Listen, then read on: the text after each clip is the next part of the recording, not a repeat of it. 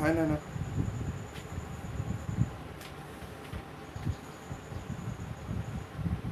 So we will learn the next characteristic features, or else next properties, like melting point and boiling point. See, melting point and boiling point. If you see melting point, what is melting point? The temperature at which a solid converts into liquid. The temperature is said to be melting point, or else melting temperature. What is boiling point? Boiling point is the temperature at which a liquid substance convert into vapor. So such temperatures are said to be melting points and boiling points. See, melting points and boiling points of the elements, they vary. They vary in a group or else in a period. Now let us learn how they vary in a group, particularly how the melting points and boiling points of elements varies. See, for example, if you take metals, generally metals are solids. All metals are solids except mercury. So what happens down the group? Generally the melting points and boiling point decreases. The melting points and boiling points decreases down the group. Why? Because in general the elements which are present in the upper region, they are smaller in size, and down the group the size of the atoms increases. Okay, the size of the atoms increases as we move down the group. So what happens? The density. So the arrangement of solid substance. So here within a small space, so many atoms are present. Whereas here the number of atoms are decreased, and here further within the same space, within the same volume, the number of atoms are further decreased. So as the number of atoms are further decreased, so here to break all the atoms into free atoms, that means here conversion of solid into liquid means what? Solid into liquid means making these atoms into free atoms. That means here the force of attraction is decreased. Okay, so when solid converts into liquid, the arrangement of atoms will be from this state to this state. Okay, so what happens to here? How this state will convert into this state? So here, in order to bring this state from this state, we have to heat it. We have to heat the solid. When solid is heated, the force of attraction between the atoms, because here the force of attraction is strongly it is present stronger. The force of attraction between the atoms is very strong. Hence all the atoms are held tightly. To break the force of attraction, we have to heat this solid. That means we have to supply we have to heat it to higher temperatures. We have to supply heat energy. Okay, for that we have to heat it to higher temperatures. So when it is heated to higher temperature, what is happening?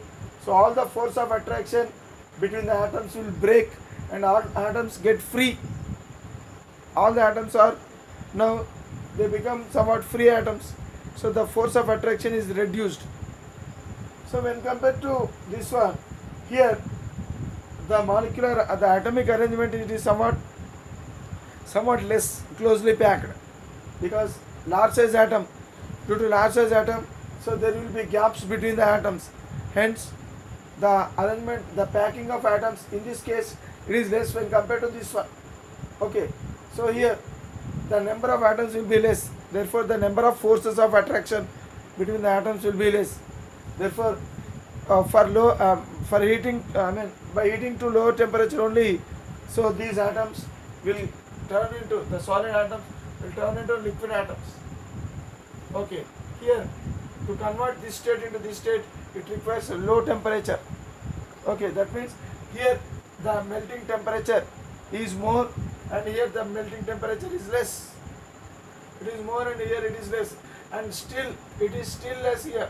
That means as you move down the group, the melting temperature or melting point decreases because the size of the atom increases and the arrangement of the atoms will be somewhat not less not tightly packed. Okay, here the packing is somewhat less as we move down the group because of the large size atom. So as a result of this one, what happens? So when compared to the melting point of this one, the melting point of this one will be less and the melting point of this one will be still less. So that means down the group melting point as well as boiling point also decreases. So like this we can learn about the melting points and boiling points of the metals. Now if you take non-metals, down the group melting points and boiling point increases. Why? Because if you take any seventh A group elements, these are all what? Seventh A group elements. In seventh A group elements, fluorine, chlorine are gases, bromine is a liquid, and iodine and astatine are solids. So down the group, if you see, so here the atoms are already free atoms. So that means there is no melting point because already melting point means conversion of solid to liquid and boiling point is conversion of liquid to gas. So here for fluorine at room temperature it is gas, chlorine at room temperature only it is gas. That means their melting and boiling points are their melting and boiling points are very low. That means their values are very low than the room temperature. At room temperature only they are existing as gases. That means at very low temperature than the room temperature, they might have been existing as solids or liquids. That means at the room temperature they are in the gaseous form. Room temperature itself is high for these elements. Because these elements are existing as gases at room temperature. Okay, but liquid. Bromine is a liquid. Okay, that means already that bromine, the melting point will be less than room temperature because already it is converted into liquid. What is melting point? Conversion of solid into liquid. Here at room temperature only it is existing as liquid. That means below room temperature it exists as solid. Here these two are solids. That means at room temperature is not sufficient for these atoms to melt. That means they possess higher temperature, higher melting points. That is why. So as we move down the group, melting points and boiling points increases gradually. Okay. So like this, we can explain about the melting points and boiling points and how do they vary down the group in a periodic table. Now let us learn about the merits and demerits of long form of periodic table. Merits of the long form of periodic table.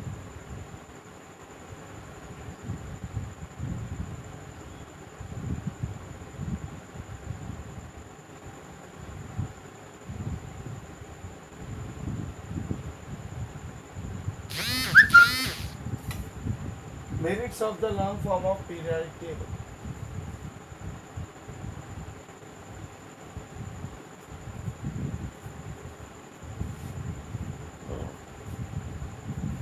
What are the merits? See, first merit is actually long form of periodic table. It is based on the atomic numbers increasing order. So here, for the construction of long form of periodic table, so scientists have taken atomic number as a fundamental property. So, fundamental property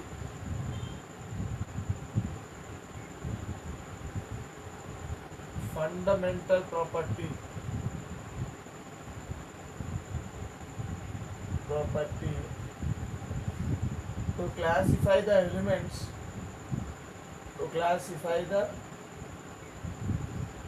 elements was was chosen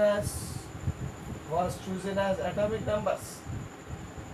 Atomic numbers. So that is why there are very less defects. All the defects of the Mendeleev periodic table were eliminated. See, there are so many defects in Mendeleev periodic table. Old tables, or else short form of periodic table. Short form of periodic table is based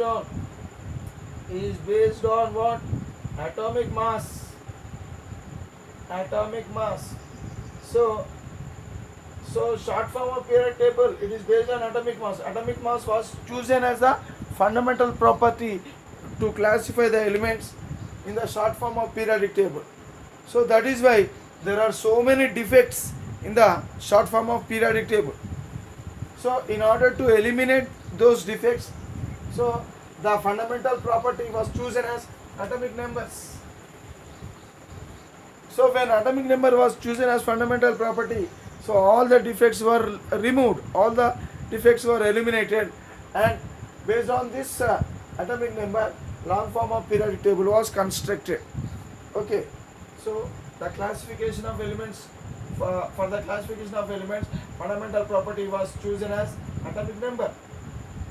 Okay, atomic number was chosen as fundamental property. For the classification of elements in the long form of periodic table, atomic number was chosen as the fundamental property. Hence, this has become the merit of the long form of periodic table. Okay, what is atomic number? Atomic number is nothing but number of protons. Already we have seen number of protons is called as atomic number. So this is the first merit of the long form of periodic table. And one more thing. See, this long form of periodic table, it relates the position of element with the electronic configuration. It relates the position of element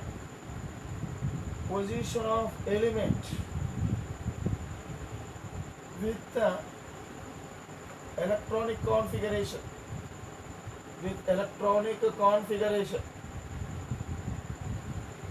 Example, if you take example,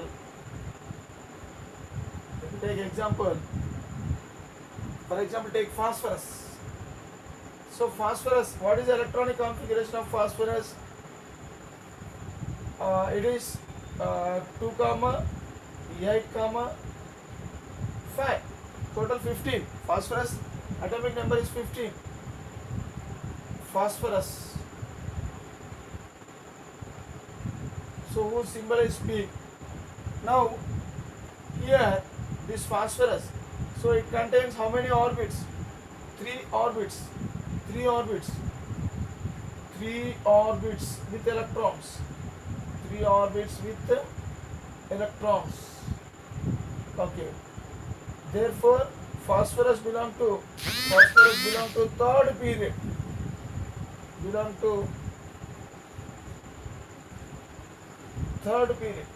So number of orbits with electrons is equal to the period number. So here there are 3 orbits with electrons in phosphorus. So therefore phosphorus belong to third period. Okay, and how many electrons are there in the valency shell? So outermost shell. So valency electrons are 5. So that means, so number of valence electrons is equal to group number for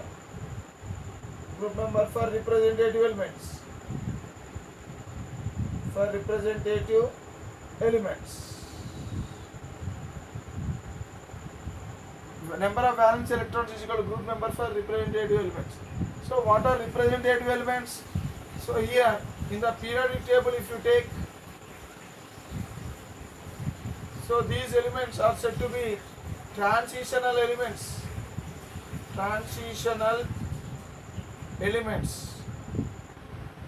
and these elements together, they are called as representative elements. Representative elements.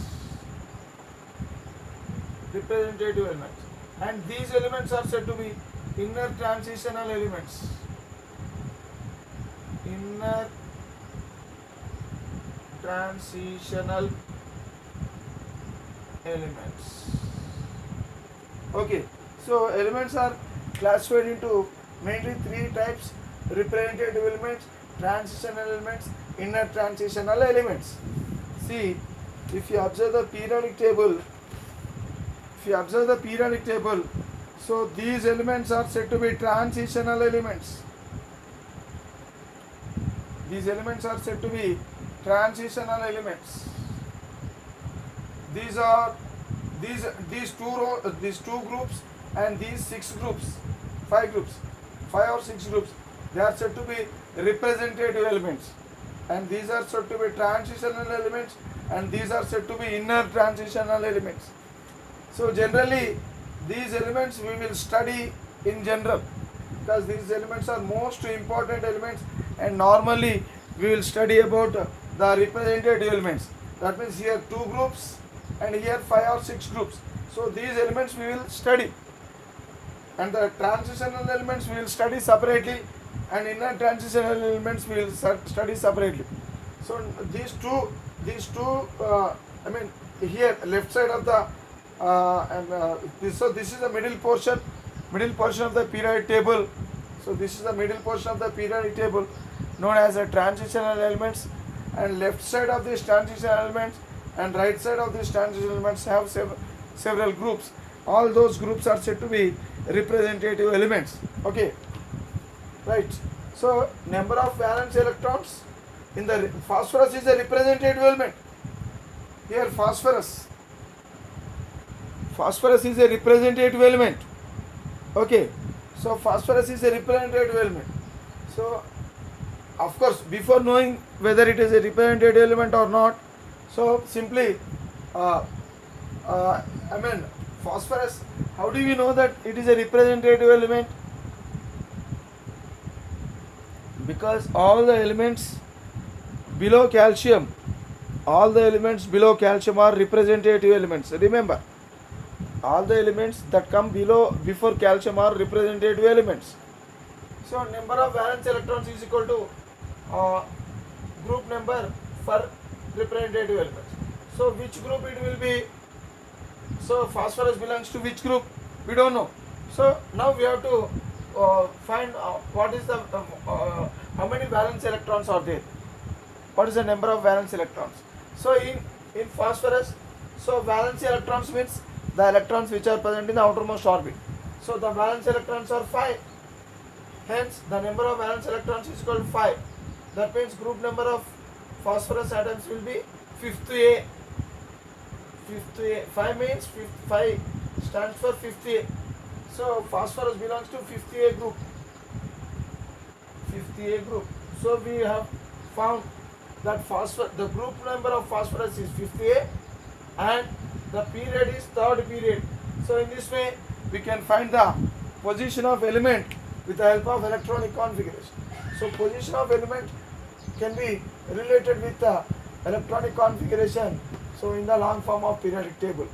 So in this way, so this is a merit, because if you know the electronic configuration, so by this we can easily tell the position of that element, which period that element belongs, or else to which group that element belongs. So we can easily find out.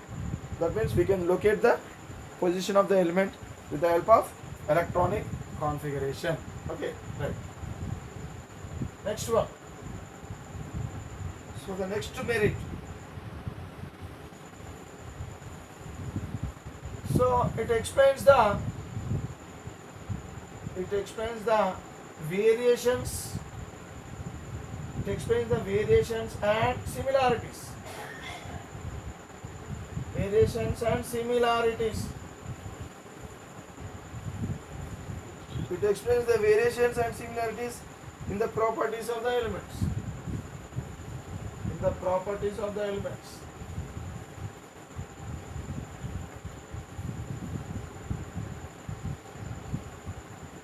it explains the variations and the similarities in the properties of the elements with the help of in terms of electronic configuration, or else with the help of electronic configuration. For example, see, we have to always remember that elements with dissimilar electronic configuration, dissimilar valency electronic configuration, the elements with dissimilar valence electronic configuration will have different properties.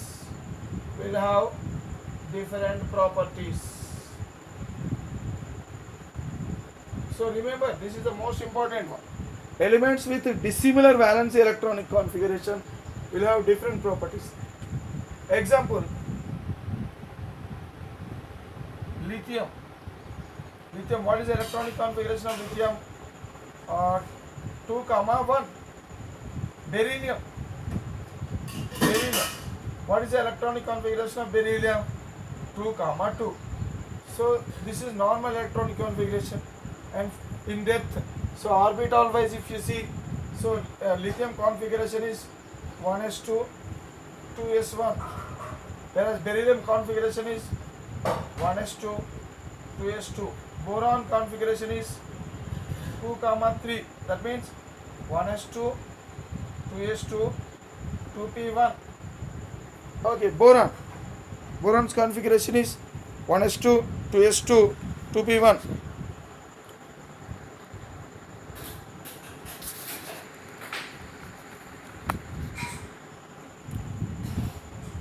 Now carbon, if you take carbon configuration is 2, 4, 1s2, 2s2, 2p4.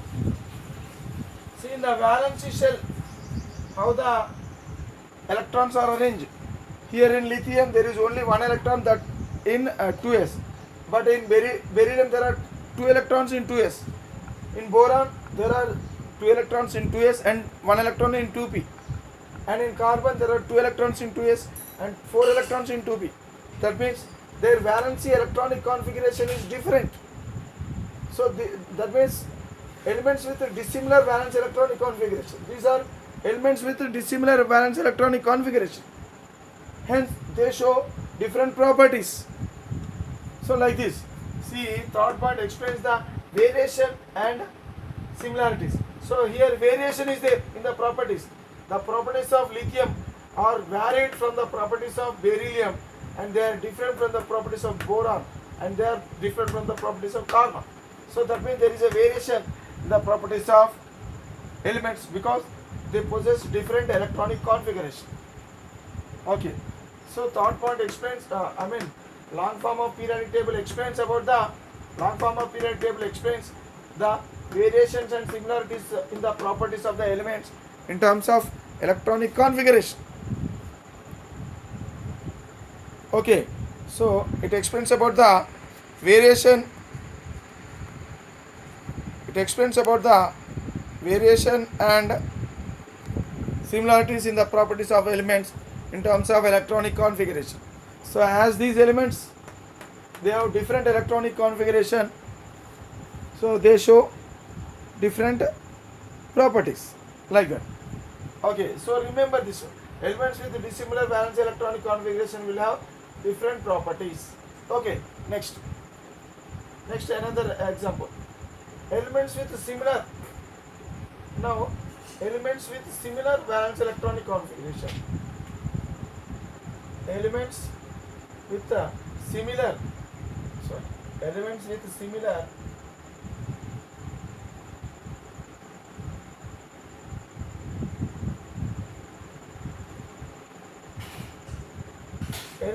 similar valence electronic configuration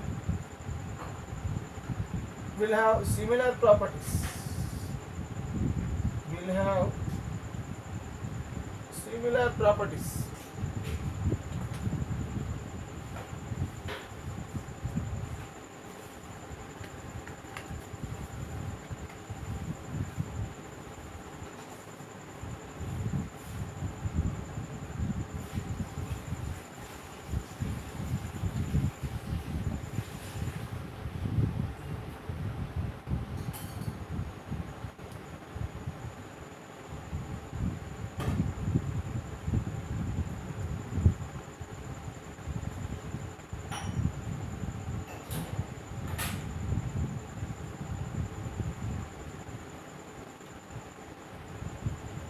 right?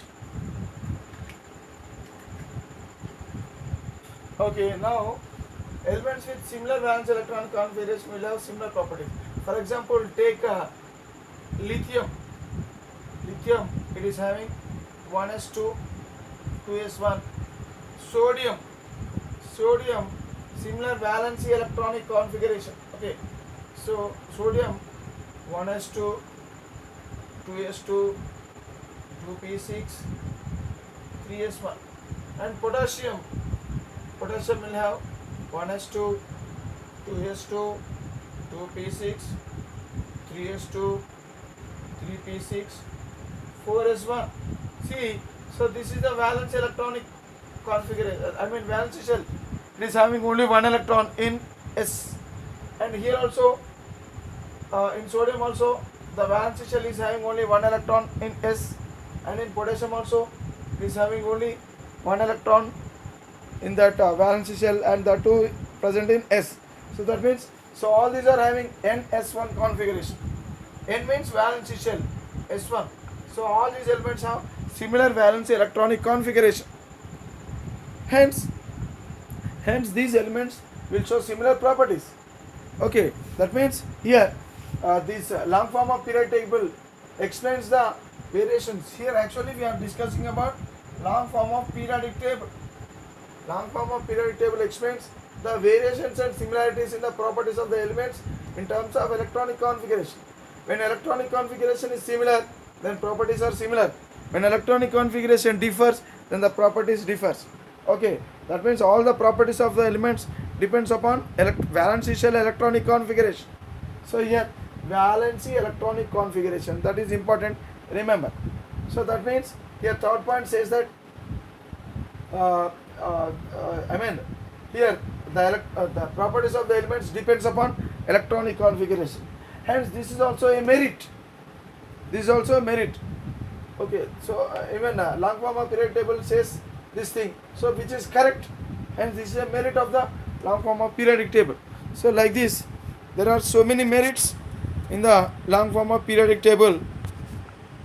There are so many merits in the long form of periodic table. Now we will learn the next merit. What is the next merit? Fourth merit we will learn.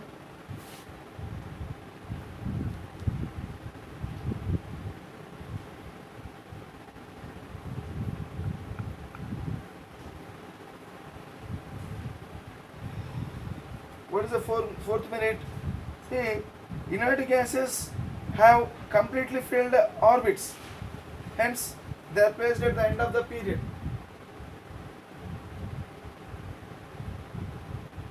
Inert gases have completely filled orbits.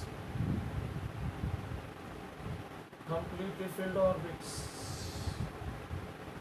That means NS2, NP6. Completely filled orbits. Even the last orbit is also completely filled, because last orbit's maximum capacity is 8. So all inert gases, all the atoms of inert gases, they have 8 electrons in the valence shell. So here this is valence shell. So valence shell, nth orbit means valence shell. Already we know these things. Suppose this is the nucleus and these are the orbits with electrons. These are the orbits with electrons. Okay, right, like this. Suppose if there is no electron in any orbit, then this is not treated as an orbit. Okay, orbit is nothing but the path of the electron. So as there is no electron here, so this is not treated as the orbit, and this will be the last orbit. Okay, first orbit, the second orbit, and so on. And here this is the last orbit. Last orbit is also called as nth shell. Nth shell. Okay, so the electrons, s electrons in nth shell are denoted with ns2, and p electrons in nth shell are denoted as np6. Okay, so ns2 np6 configuration is present in inert gases. Okay, so this shell is n-1 shell. N-1 shell. So we will discuss about these things later. This shell will be n-2 shell. from the last towards the center, from the outermost orbit towards the center. So the orbits are named like this: nth shell, n-1 shell, n-2 shell. Nth shell is also called as valency shell. Nth shell is also called as valency shell, or outermost orbit, or outermost orbit, or else it is also called as ultimate shell. Ultimate shell. n-1 shell. n-1 shell is called as last but one. Last but one. So last but one. This is the last but one. This is the last and this is the last but one. Last but one orbit, or else last but one shell. Shell is also called as orbit. Last but one orbit. It is also called as penultimate shell. Penultimate is also called as penultimate shell. So last but one orbit, it is also called as penultimate shell. So next, this one is said to be anti-penultimate shell. Anti-penultimate shell.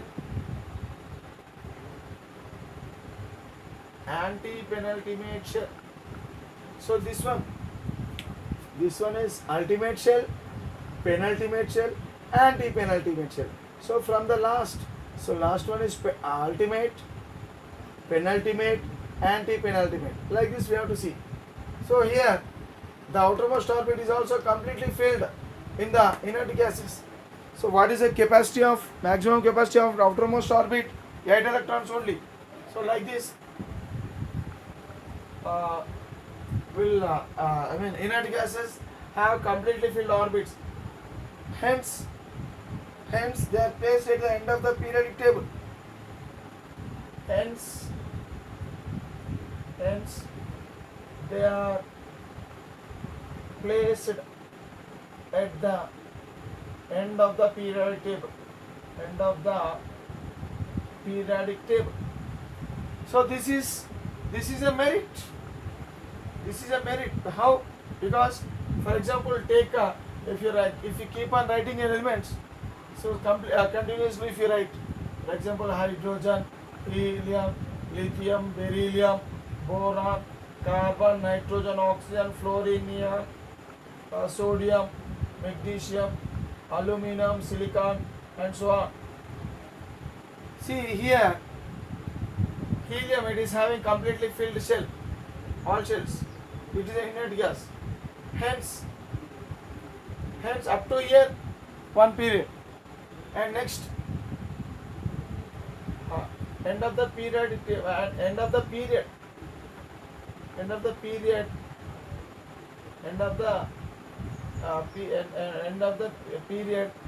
periodic table. Okay.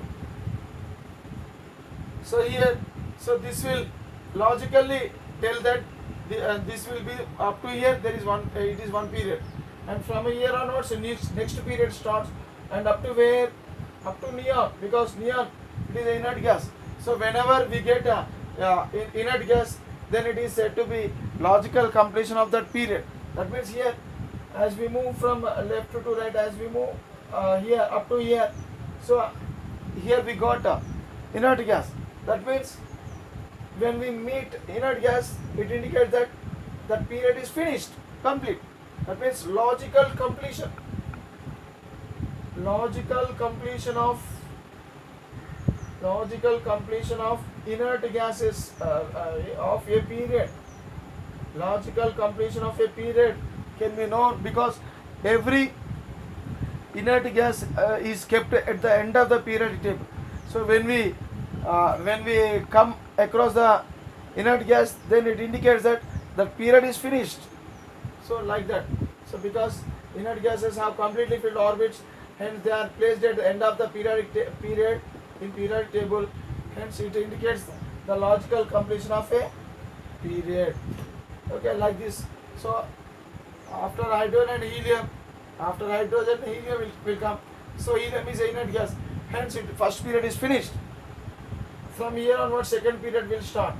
So all these elements belong to second period. Up to neon, because neon is an inert gas. Hence uh, here the second period will be finished, and from here onwards new third period will start. So like that. So logical completion of a period can be known with the help of inert gases, because already we know that inert gases are kept at the end of the periodic table because they have completely filled orbits. So like this. So this is another merit of the periodic table, because it indicates the logical completion of a period. Whenever we see an inert gas, then we can easily say that, so with this element that period is finished, and we will go with the next period, and the next element will continue in the next period. So like that. Right. Next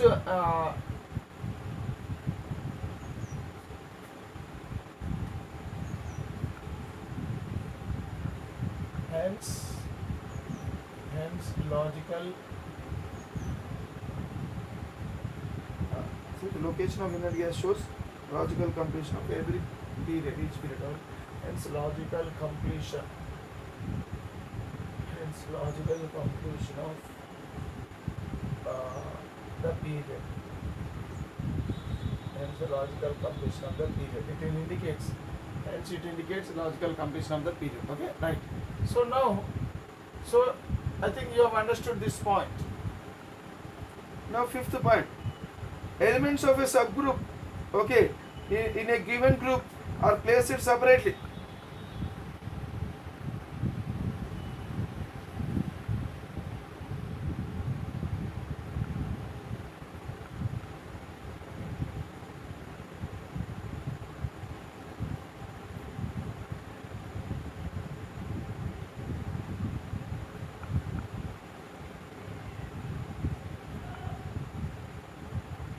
Because here actually different subgroups of a given group have dissimilar properties. For example, take first group. If you take first group contains two subgroups, first A subgroup and first B subgroup. First group contains two subgroups, first A subgroup, so these two are subgroups, and this is group.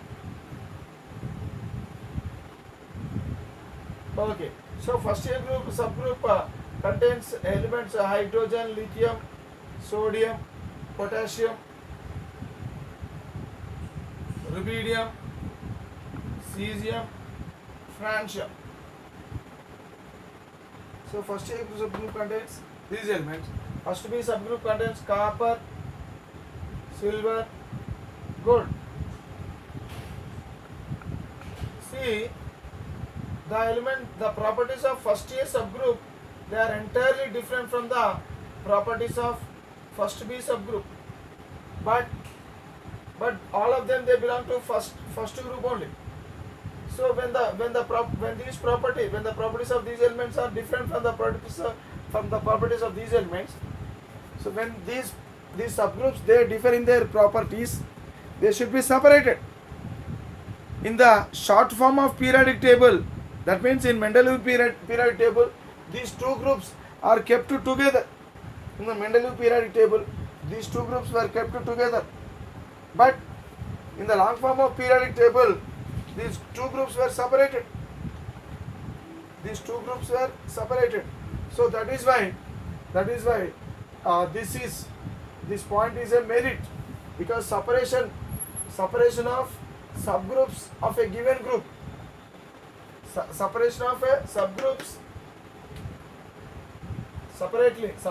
subgroups in a given group given group means, for example, if you take first group, then these two subgroups, first group is having two subgroups, second group is also having two subgroups, third group is also having two subgroups, like this up to 7 groups. All the 7 groups have subgroups. So these two subgroups of a group should not be placed together. Okay, they should be placed away from each other.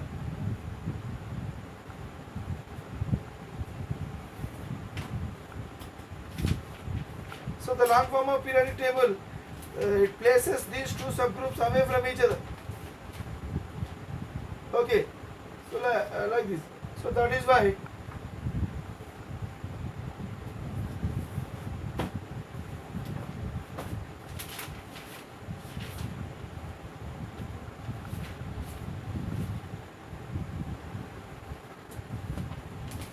see the long form of periodic table, so this is first A. All these elements belong to first A, and these elements are first B elements. First B elements, copper, silver, gold, like this. So first A group elements and first B group elements, they are separated far away from each other. So there are so many groups in between first A and first B. Okay, so in the long form of, this is the long form of periodic table. But in Mendeleev periodic table,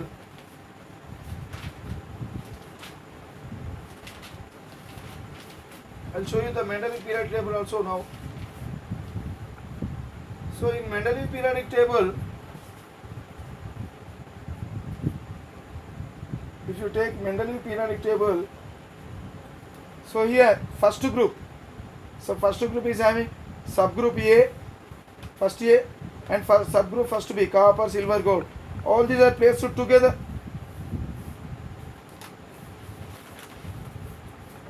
So that means all the elements of the same subgroup, the same group. That means first group it is having subgroup A and subgroup B. Subgroup A and subgroup B. So subgroup A contains hydrogen, lithium, sodium, potassium, rubidium, cesium, and francium. Subgroup B contains copper, silver, gold, and so on. See all these subgroup A and subgroup B, they are placed together in the Mendeleev periodic table. So that is why it is a defect in the Mendeleev periodic table. But in long form of periodic table, so these two subgroups, they are in long form of periodic table, the two subgroups, they are separated from each other. Okay, as they are separated from each other because they are having different properties, so that is a merit. So that has become a merit of the long form of periodic table. So like this. So the fifth merit we have seen, and the last one is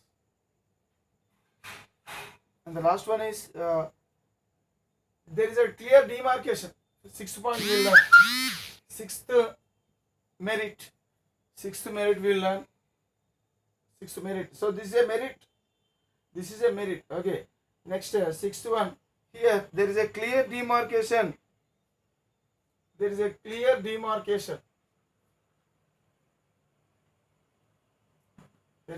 demarcation okay, of different kinds of elements.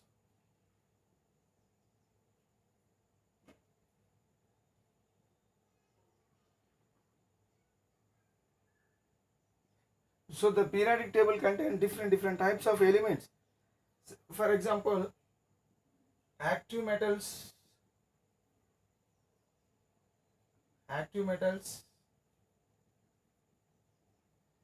next non-metals, metalloids,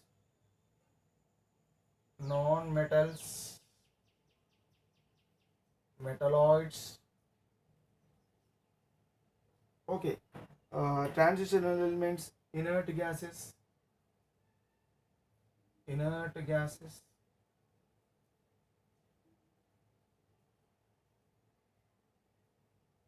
transitional elements, inner transitional elements,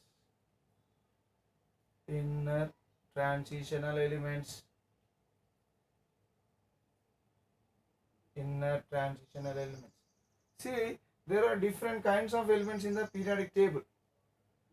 For example, we can easily, there is a clear demarcation. That means we can easily identify clearly. Demarcation means, there is a marking. How? For example, here in the long form of periodic table, so the last group elements, the elements of last group. So by looking into this one, we can say these are inert gases. Okay. So here only inert gases are kept in the last group.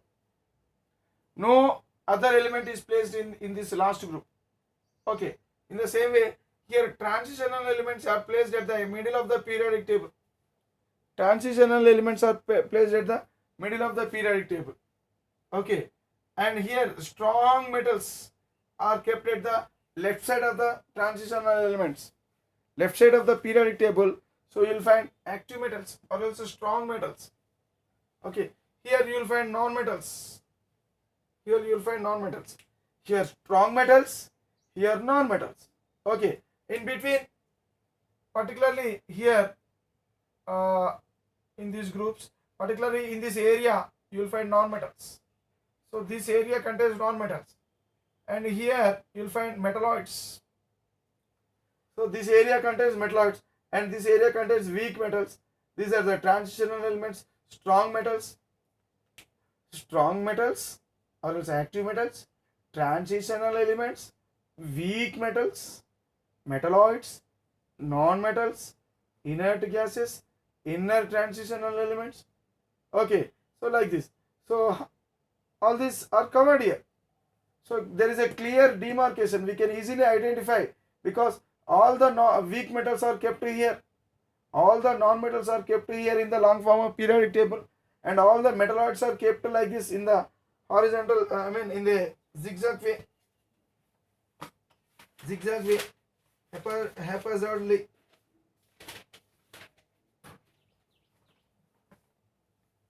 See, if you check this table, so these there is a clear demarcation. See here, inert gases, they are represented with the different colors. Okay, and here these are non-metals which are represented with the blue color background, and here somewhat brown color background. These are what? These are metalloids, and here these are weak metals. These are in transitional elements, and these two groups are active metals. Okay, these two groups are active metals. These are inner transitional elements. These are inert gases. So like this. So there is a clear demarcation in the long form of periodic table. But you don't find such a clear demarcation in the Mendeleev periodic table or else in the earlier periodic tables. So in the earlier periodic tables, there were no inert gases actually. So later on, inert gases were included, and moreover, the transitional elements, they were spread all the throughout the periodic table. In the earlier periodic tables, transitional elements, they are spread throughout the entire periodic table. So that is a defect in the short form of periodic table. But here in the long form of periodic table, there is a separate place for the all the transitional elements. So there is no transitional element at other places. All the transitional elements were kept only at the middle. But in the short form of periodic table, transitional elements, they are wrongly placed. Some of the transitional elements, they are wrongly placed in the wrong groups. Okay, so in such way, all these there are 6 merits, and so many other merits are also there, but these are the very important merits. So we have discussed now. So tomorrow or else in the next period, we will discuss about the demerits of the long form of periodic table, and we will look into some other properties also.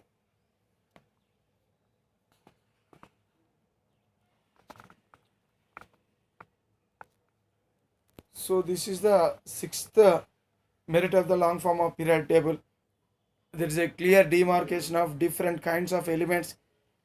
There are different kinds of elements in the periodic table: active metals, non-metals, metalloids, inert gases, transitional elements, inner transitional elements. See, look here in this table. So it is clearly mentioned. So these are the inner transitional elements. These are the active metals. Active metals are placed here only. So no active metal is placed at other place. All the inner transitional elements are placed here only. So there is a clear demarcation, and only transitional elements are placed here. No other element is placed here. And here non-metals and weak metals. So between non-metals and weak metals, you will find metalloids. and at the end of the periodic table you will find inert gases. So like this, there is a clear demarcation of the elements. Okay, so this is the sixth merit of the periodic table, of the long form of periodic table. So like this, we have discussed about the merits of the long form of periodic table. So tomorrow we will learn about the demerits of the long form of periodic table. Okay, right.